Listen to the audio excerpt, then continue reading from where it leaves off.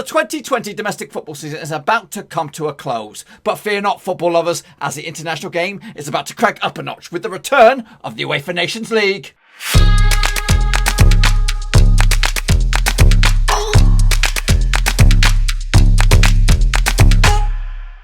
That's right, folks, back once again with another prediction video. Today we're taking a look at the Nations League Group C Section 1, where football nations go to die. That's right. We've got to get out of this. You've got to get out of this group, boys. You're fighting amongst the scrappies here. I will get to all that in just a second. If you're new to the channel, smash your subscribe button, keep your bang up to date with all things Blackburn Rovers related, Nations League related, football related. We're going to know here, boys. Under one, Rovski. Yes. So, the Nations League Group C. Oh my goodness, we're in the nether regions here, boys. This is it. You don't want to be here. You've got to get out of it. You've got to get promoted. Whoever's in these groups got to get themselves promoted because you're fighting real nitty gritty here. This is it. This is it. Anyway, if you want to support the channel in another way, there is you can become a patron and join my family of patrons. There is a link down below, patreon.com/Roverseas. Check that out. But let's go and look at them. Who makes up this group? What is it? C, Section 1. Here we go. We're going to start with, used to live here back in the day, Cyprus. Yes, I did. All memories. I was only like 1, but you know what I mean. Coached by Johan Wallum. They play their football at the GSP Stadium, captained by Georgios Marcus. Their most capped player is Ioannis Okakas, 106 games to his name. Top goal scorer is Michalis Konstantinou with 32 goals, and they're currently ranked 95th. Yeah. In the world, their highest rank is 43rd in the world. 2010 that was achieved, and their lowest rank is 142 in the world. 2014 that was achieved. Of course, right here, right now, one of the greatest ever players is playing his football out in Cyprus. That is Matt Derbyshire, ex-Rover, of course. Is he going to play on for another year? I hope so. He's bagging him in. He's bagging him in over in Cyprus. So yeah, that's Cyprus. They're going to be joined alongside the great footballing nation that is Luxembourg. See what I mean? This is where the football nations go to die. They're currently coached by Luc Holtz. They play their football at the Stade José Barthel. Captained by Laurent Jans. Most capped players Mario Much, 102 games to his name. Top goal scorers Leon Mart, 16 goals to his name as well. Currently ranked 98th in the world. Their highest ever ranking was 82 back in 2018. Their lowest point was in 1990, 195th. They reached 195 in the world. That was in 2006. Goodness gracious me. Get my words out. They're joined by Azerbaijan. Maybe a future powerhouse. I just don't know. They're currently coached by Gianni Diabasi. I think they were looking at Roy Keane to become manager as well. Baku Olympic Stadium is where they play their football. Maxim Medvedev is their capitano. The most capped player is Rashad Sadiogov. 111 caps for the country. Top goal scorer is Gurban Gubanavov with 14 goals. Current rank is 114th. Their lowest is 73rd. Their highest is 73rd. 2014 that was achieved. Lowest is 170th in the world back in 1994. Again, from the dismemberment or disband, whatever, the collapse of the USSR. And they are joined by Montenegro, coached by Farik Hadžibegić. Stadium, they play the stadium at Bordukiga City Stadium. Their captain and top goal scorer is Stefan Jovetic, formerly Man City player, I believe. Most capped players Fatos Bashashrish, 68 caps, 24 goals for Stefan Jovetic. Currently ranked 64th in the world. They're going to smash these boys left, right and centre. Highest ranked 16th back in 2011. Lowest rank is 199 in 2007. That's the nations that make up this group. But of course, what you really want to know is what's going to happen in the games. So here we go. Yeah.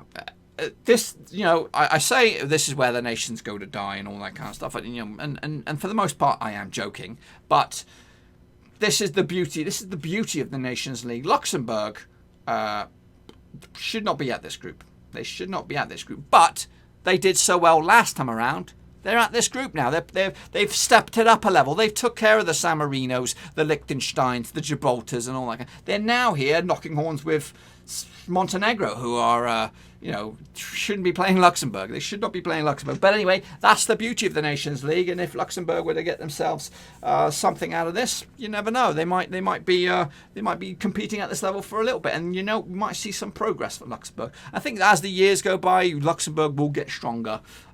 Cyprus should get stronger. Azerbaijan should get stronger, and Montenegro as well, because Montenegro is like, a right central part of Eastern Europe, and they've got a right hub of stuff going on in and around them. So it's like Albania as well. They're like further down the football ladder according to this, and they've got some real quality players, and Kosovo as well. Anyway, I'm jabbering. Let's talk about it, of course. Now this is quick draw McGraw predictions here. We're going to go through each and every one of these games here like this. But when the games do come around at the start of September and beyond, we'll have match day by match day predictions on the channel, so make sure you stick for that. The best way to keep up to date with that is bang the old subscribe button, of course, bang the little bell, so you don't miss a beat, boys. But this is just what I think will happen in this group, my opinion. Also, I want to hear what you guys want to think. Get in the comment section and tell me what you think will happen in Nations League Group C. Group 1, I'm going to start with Azerbaijan taking on Luxembourg over on, this will be on the 5th of September. And to be honest with you, I can't separate two sides, to be honest with you. I think Luxembourg might get a win. I don't know too much about Azerbaijan. I'm not going to claim to do so, but I think Luxembourg will have enough in the tank to grind something out. I think Azerbaijan probably one of the weak links here. They've got a fantastic stadium. It was all in the spotlight for the Europa League last season, and also it'll be in the spotlight for Euro 2020 as one of the host nations or host venues for the grand tournament whenever that does kick off. But unfortunately, their club football or the nation football is a bit shit at the moment, and they'll need to up the ante. So 1-1 draw, but opening day, not a loss for both sides. Cyprus will also take on Montenegro, and they'll also start their campaign with a 2-1 win for the Cypriots, and those two games on the 5th of September. In the second match day we go, on the 8th of September, Cyprus will make it back-to-back wins, 2-0 win over Azerbaijan as well. Azerbaijan suffering their first defeat, and Luxembourg will take on Montenegro, and they will also lose as well on the 8th of September. So in the driving seat at the moment, after the first double match day, is Cyprus, and then you would say Montenegro, and then Luxembourg. Surprise, surprise. Next up, into the third match day, reaching the halfway mark, Luxembourg will get another defeat, and it'll be 3 wins on the spin for Cyprus, who are looking very, very good at the moment. And Montenegro will also join them with another win for themselves with a 3-1 win over Azerbaijan in Montenegro. So the halfway mark, you see Cyprus in the driving seat, Azerbaijan looking over the shoulder already at relegation with 3 defeats, or at least 1 draw at the past 3 games. Cyprus, though, already got a victory to the name. Sorry, not Cyprus. Luxembourg also got a point to the name as well. And Montenegro looking good in second, I would say. Into the second half of the draw, or the games, Azerbaijan will take on Cyprus. And it'll be an all-square, unbeaten campaign so far for Azerbaijan, but will it be good enough to avoid the drop? Cyprus will pick up another point to add to the tally, and so far they're looking very, very solid, unbeaten campaign after 4 games. Montenegro will take on Luxembourg, and it'll be a 2-0 win for Montenegro as well. Same can be said for them. 2 wins at home for them out of 2. In fact, 3 wins out of 4 games so far for Montenegro, but a very, very solid home campaign. Azerbaijan will take on Montenegro as well. Into the back end of this will be the penultimate game for both of these two nations. And it'll be all square, and Azerbaijan, like I said, over in Baku, will end it unbeaten at home with a 1-1 draw. 3 1-1 draws on the spin for them. And Cyprus will take on Luxembourg, and they'll also but an easy victory. 2-1 win for the Cypriots over Luxembourg in the end. The final game, we'll see Luxembourg take on Azerbaijan in Luxembourg, and I think that Luxies will come out with a victory on this one, which will put them very much in the driving seat, possibly sticking around in this group, or at least this level anyway. And Montenegro will take on Cyprus in probably what is the crunch game of this, ending it at Montenegro. And it'll be tight, but it'll be a 3-1 win for Montenegro to probably put them at top honours here, boys. Top honours in the end. So, what do I think? According to my quick draw McGraw predictions that will happen between the 5th of September all the way through to the 17th of November, this is what I think will happen. In 4th spot will be Azerbaijan with just 3 points on the board after 3 draws and 3 defeats. Into 3rd spot will be Luxembourg, believe it or not, with 1 win, 1 draw and 4 defeats, 4 points on the board with a -5 goal difference as well. And into 2nd spot will be Cyprus, of course, 4 wins, 1 draw and 1 defeat, 3 points on the board. That's not right. There should be 13 points. Let's get the old marker pen out. Let's correct that live as it stands. Let's get the older thing. We'll make that. It should be 13. There's a slip of the digit. We'll go like that. And then into top honours, it will be a Montenegro with same tally. In fact, 4 wins, 1 draw, 1 defeat, 13 points on the board as well for them. But the goal difference of 7 ousts Cyprus, and it'll put Montenegro in top honours, and of course put them in the promotion seat to go to the Nations League B for the next time around. Of course, it looks like Azerbaijan will be playing the likes of San Marino, the Faroe Islands, Malta, all that kind of jazz. jazz next time around. But that's what I think will happen in this group. What do you guys think in Nations League Group C, Section 1? Do you agree or disagree? Be sure to get your own predictions in nice and early for this bad boy. And we'll do it all again, folks. We'll do it all again tomorrow for Nations League C Group 2. But yeah, be sure to give this video some love. Smash the old thumbs up. Smash the old subscribe as well. And of course, smash the little bell so you don't miss a beat. We're going to be covering the Nations League from, of course, initial concept all the way through to the final whistle in the final, whenever it is, when it reaches the old knockout stages, probably in the summer of 2021.